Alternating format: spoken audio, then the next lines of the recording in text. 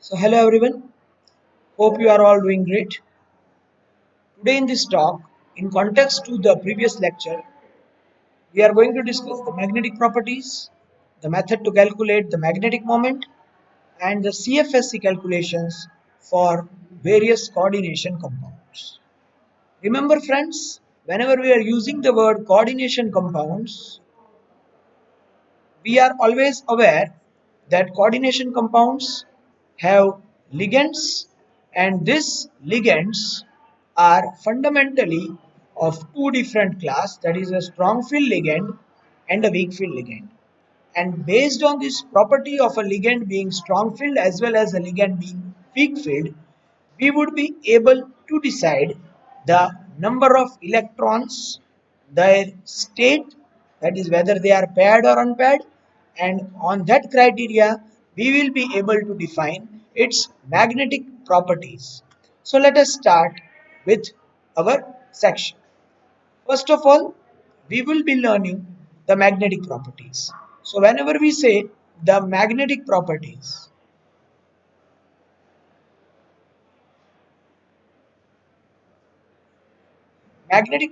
are based on the electronic states, and that is presence of unpaired electron and presence of all paired electron. Remember this criteria very well. When we say unpaired electron, there should be minimum one or more than one unpaired electron present, and whenever we say paired electrons, there should be not a single electron which is unpaired. All electrons must be paired. So this is the criteria what we will be using in deducing the property which is directly related to a coordination complex. We will at least take 6 to 7 different examples of several different coordination complex and come out with our results that can help us fetch good marks in competitive exam. Let us take the first example, CONH36Cl3. For this particular example, now I will directly write that the cobalt is in plus 3 oxidation state, and I will directly mention its electronic configuration subject to condition that earlier lecture is completely done by you. So I will write over here argon 18, 3d6, 4s0, 4p0 and 4d0. Earlier, the actual electronic configuration of cobalt is to be 3d7, 4s2. Now, as 3 electrons are getting less, we will change it to 3d6, 4s0, 4p0 and 4d0. Friends, let us move ahead in the same category to check how we can solve this example.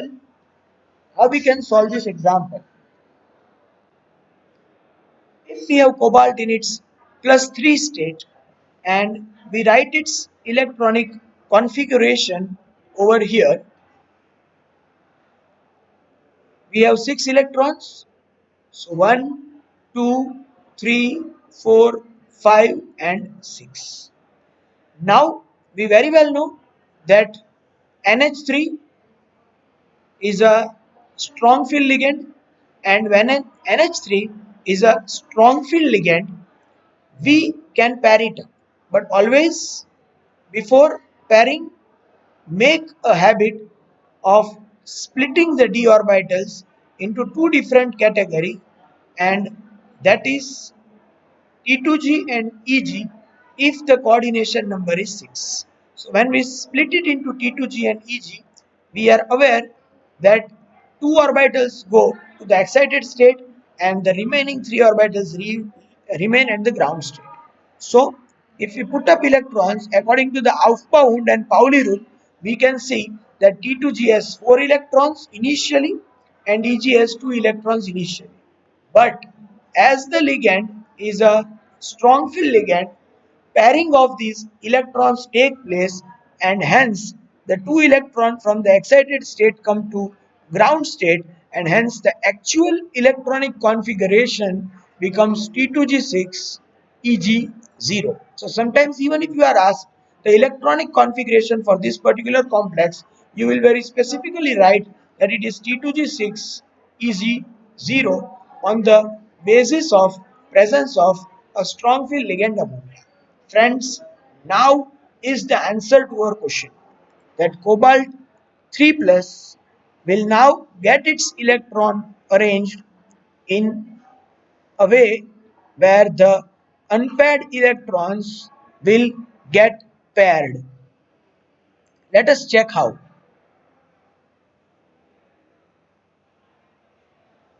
If you look into here carefully, 1, 2 and 3, the rest 3 are paired.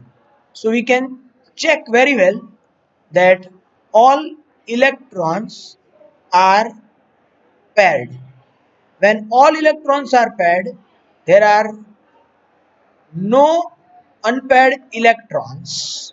We will always consider such a complex having a diamagnetic propertized complex. So remember very well, when your complex does not execute any unpaired electrons, such a type of complex is always considered as a diamagnetic complex. Friends, when the complex is diamagnetic and you do not found any unpaired electrons, the second important task that comes for you is the calculation of its magnetic moment. Now, remember very well, to calculate the magnetic moment, its symbol is nu and we are only going to calculate its spin magnetic moment. So the formula is mu into under root n into n plus 2, where n is equal to number of unpaired electrons, where n is equal to number of unpaired electrons. Over here we very well know that there are no unpaired electrons. So in this formula, n will be 0 into 0 plus 2 and therefore I will end up with 0. So the magnetic moment over here is 0. Always remember a statement that for all the diamagnetic coordination complexes, always the magnetic moment is 0. For all the diamagnetic complexes, always the magnetic moment is 0. Friends, this was one example that I did for you. I am giving two more examples to solve. After writing this example, I will wait for 20 seconds for you to understand and then I will continue by doing the solution for the same. The first one is K3FeCN6 and the second one is K4FeCN6. I am waiting for a 20-second buffer to let you know whether you are knowing the answer or not, and then I'll continue with the solution.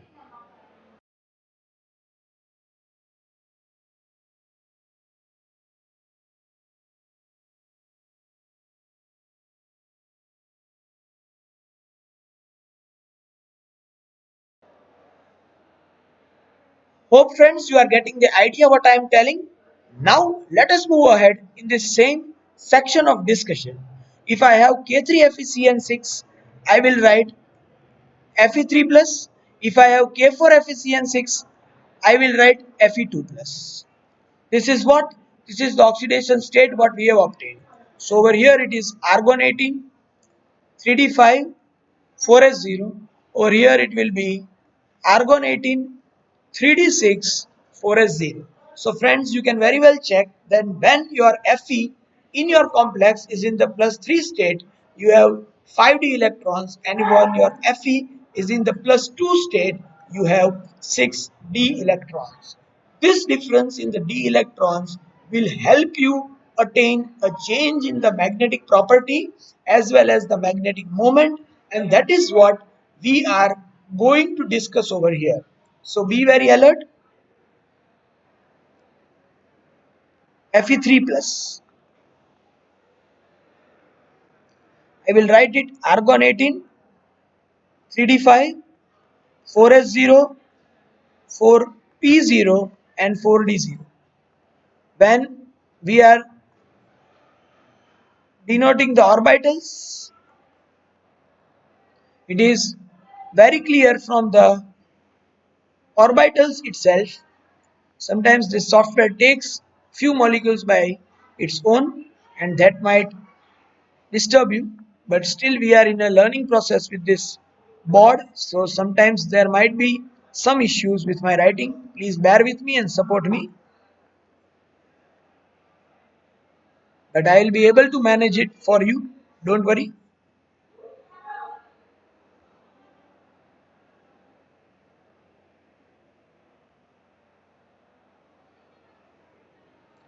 If we check it properly, friends, over here you have D5, S1, P3 and D again 5.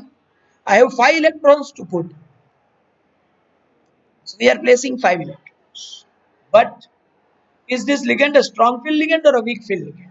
From the symbol itself, you can get an idea that it is Cn minus. It's a strong field ligand, and therefore pairing of unpaired electron occurs. Pairing will take place. But as I just now discussed with you, whenever you are thinking of pairing, be very alert that your 5d orbitals get distributed into two different sets.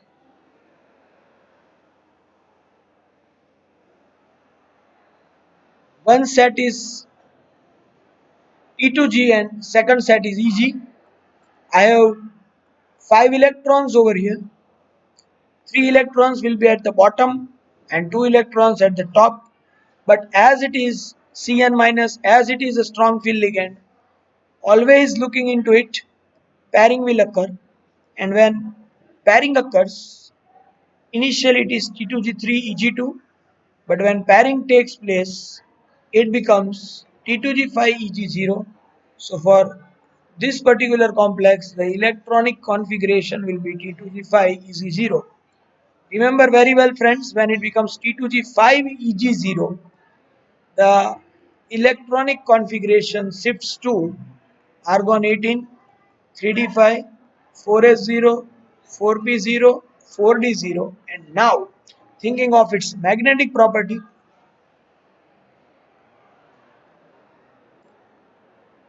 one electron, one comes down, so there will be a pair. Second electron, it also comes down, so there will be a pair, and one electron will remain alone. Which is this one electron which remains alone? This one. So there is unpaired electron present. The answer is yes. And when you have unpaired electron present, it shows the property of paramagnetism, and hence the compound is paramagnetic. So over here, this inorganic complex which we are discussing is paramagnetic by nature. So our first complex is paramagnetic. Now let us move further. Calculating the magnetic moment. When I wish to have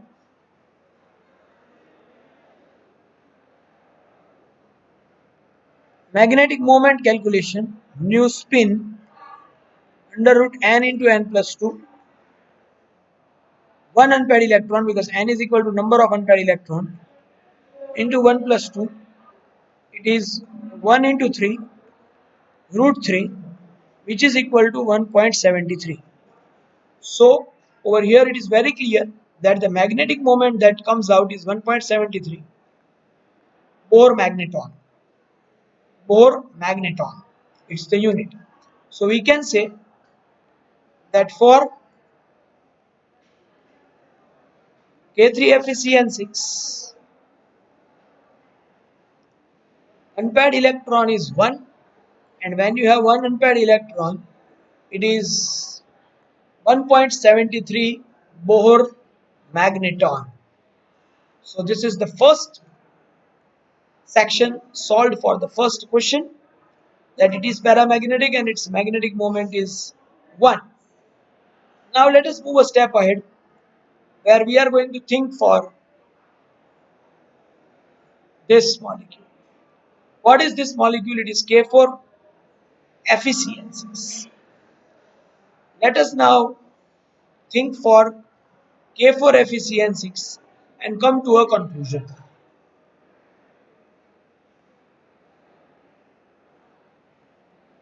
In this particular question,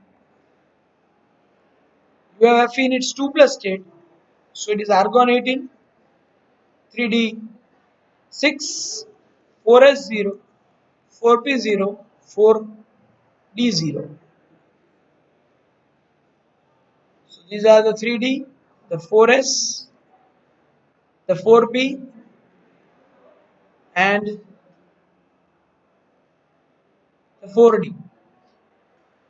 Over here, if I check, there are 6 electrons,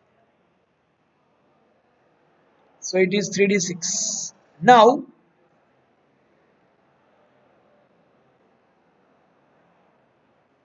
pairing takes place. The answer is yes. Why? Because of strong field ligand. So when the pairing will take place, be very alert.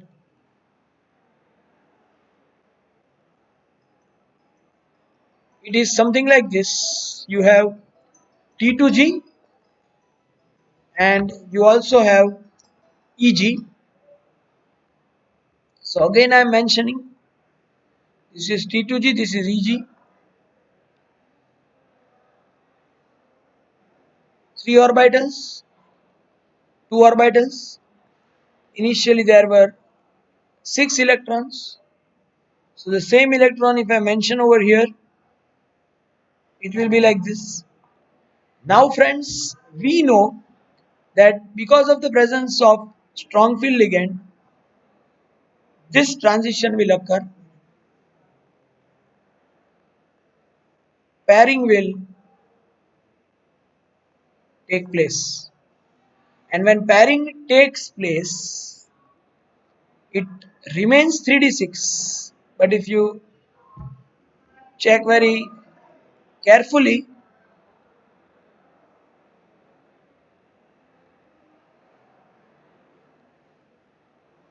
you will get an idea that there will be 3 pair formation. There will be 3 pair formation. Hence we can say that 4s is empty, 4d is empty, 4p is also empty. But as the 3d is completely paired, no unpaired electron, be very clear with your answer. It is diamagnetic. Why it is diamagnetic? Because nu is equal to under root n into n plus 2. And when you say nu into under root n into n plus 2, n equals to 0. So under root 0 into 0 plus 2, it is 0. So again it is very clear that just a simple change in an oxidation state can make one of your complex paramagnetic,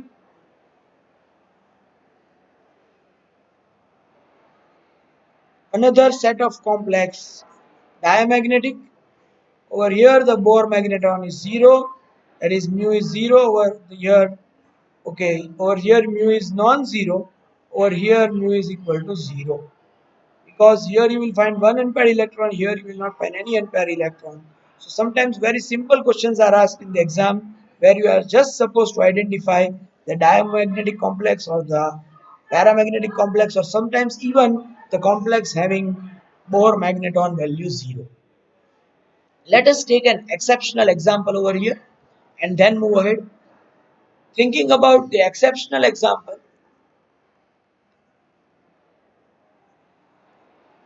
we will go with 3D8 Ni H2O6 2 plus.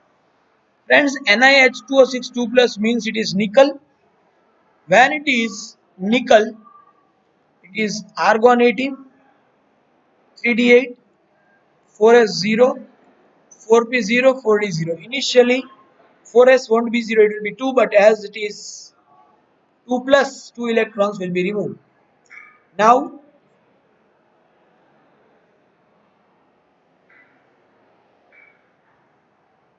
if you check carefully, you will get an idea that 8 electrons in the 3D are filled in compliance with Aufbau-Hund and Pauli's rule. If you do not go with the proper theory, what I am guiding you since lecture 4, and you will directly think that over here you have a weak field ligand, and yes, definitely pairing will not take place, and therefore these two electrons remain unpaired, and when these two electrons remain unpaired, it is paramagnetic by nature, and its magnetic moment is nu into under root n plus 2. Therefore, it is 2 into 2 plus 2, which is equal to 8. Therefore, 2.82 Bohr magneton. So, the answer is very clear, 2.82 Bohr magneton.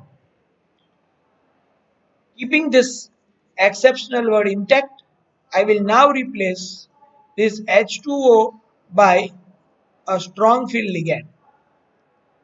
Although we are replacing it by a strong field ligand, check what happens. NiCO6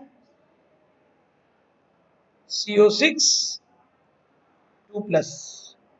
We all know CO is carbonyl and carbonyl is strong field, but Ni2 plus is a D8 system. So let us check what happens. Argon 3D8, 4S0, 4P0, 4D0. Therefore,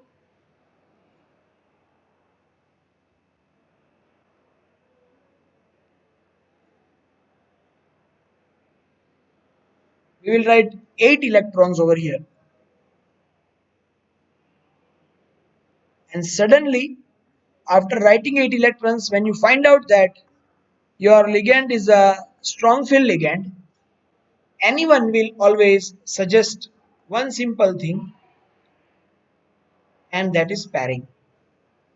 But be aware, it was taught in the previous class also that D8 is not affected by strong field ligand, because what you always mention as D8 is not always D8, it is splitted into two, and that splitting leads to T2G and EG.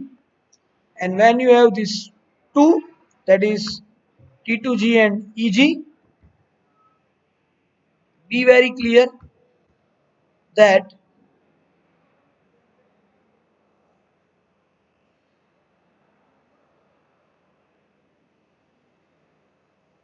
among your 8 electrons, following the Aufbau, Hund and Pauli rule, I will always write 8 like this. Now you check properly. No empty orbital, and pairing always occurs. Remember my words. Pairing always occurs from high energy to low energy. But over here, there are no empty orbitals in the lower energy, so pairing will not take place. And pairing cannot take place in the same orbital. Pairing can never take place in the same orbitals. So, although it's a strong field ligand, this will always remain unpaired. And being a strong field ligand, when it remains unpaired, then it is again paramagnetic, friends, and not diamagnetic. As it is paramagnetic, you can calculate its magnetic moment under root n into n plus 2. N is equal to 2, 2 unpaired electrons. Under root 2 into 2 plus 2, under root 8. So it is 2.82 Bohr magneton. So friends, this is how we can just come across by writing few such theories, that what are the probabilities we have. So remember very well, if at all there are unpaired electrons, it will always lead to paramagnetic. But if there are no unpaired electrons. If there are no unpaired electrons, it will always be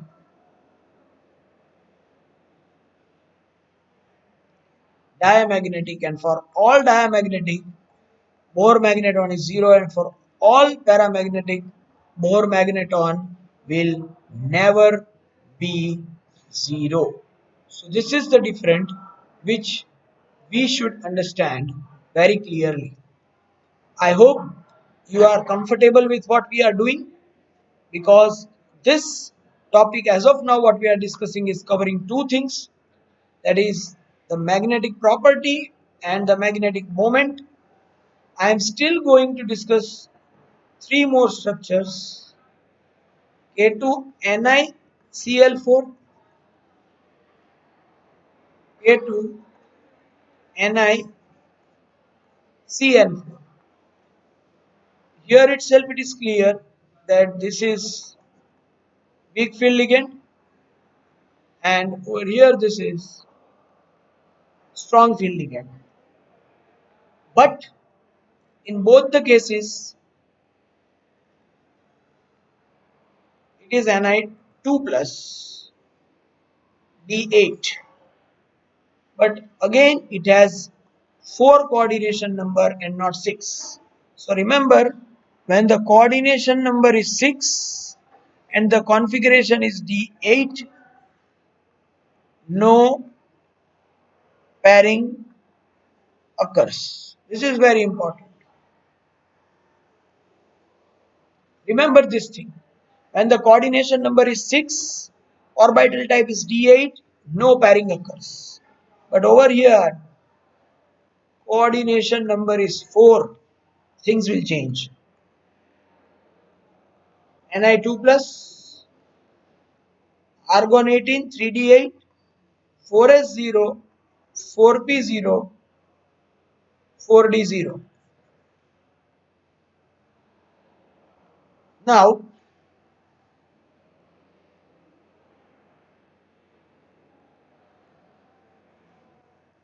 this is what I'll mention. I am going to demonstrate 8 electrons over here in a very normal Pauli way, but it is a weak field ligand. You can see over here. The ligand is weak field, chlorine. So, no pairing. When pairing does not take place, unpaired electrons are present. And when unpaired electrons are present, it is always paramagnetic. And when it is paramagnetic, according to the formula, you have nu is equal to under root n into n plus 2. Nu is equal to under root 2 into 2 plus 2 under root 8, and which is equal to 2.82 Bohr magneton. So it is very clear just from this formula that K2NiCl4, it is paramagnetic by nature, has a magnetic moment of 2.82 Bohr magneton. But if at all we think of K2NiCl4, our eyesight goes towards the strong field ligand. When we think of strong field ligand, the first thought that comes in our mind is pairing. Let us check. Ni2 plus, argon 18, 3D8, 4S0, 4P0, 4D0. And therefore, we will just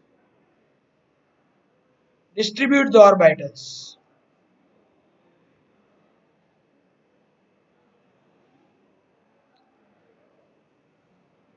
And then we will think of entering electrons. As it is D8, you can very well have 8 electrons.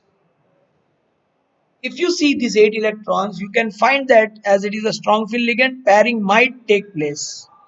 But always remember one thing over here, that when the coordination number is 4, the A ligand is a strong field ligand. Go for splitting according to octahedral complex. Go for splitting according to octahedral complex. And when I go for such type of splitting according to the octahedral complex, you will again have that idea that I will split it into two halves, that is T2G and EG. And while filling up of those 8 electrons, we will be very particularly filling it like this, 8 electrons. But if we think this way, pairing will not take place because there are no empty spaces in the T2G and there are 2 electrons in EG which cannot be paired. But we are not going to stop here. We are going to move a little away from this. How? Let us check. I am going to resplit it. Resplitting is possible when you have coordination number 4, when you have a strong field ligand and you are working according to the octahedral complex. A resplitting will occur where this T2G will split into two sets and EG will also split into two sets like this. Now you fill up the electrons. Now you fill up the electrons. Because it's a strong field ligand, pairing will occur, but let us fill up first as such. 1, 2, 3, 4, 5, 6, 7, 8. Now you have this type of pairing. And when this pairing occurs, this will become empty. This will be paired. Therefore, I will write no unpaired electron. And when I write no unpaired electron, I will always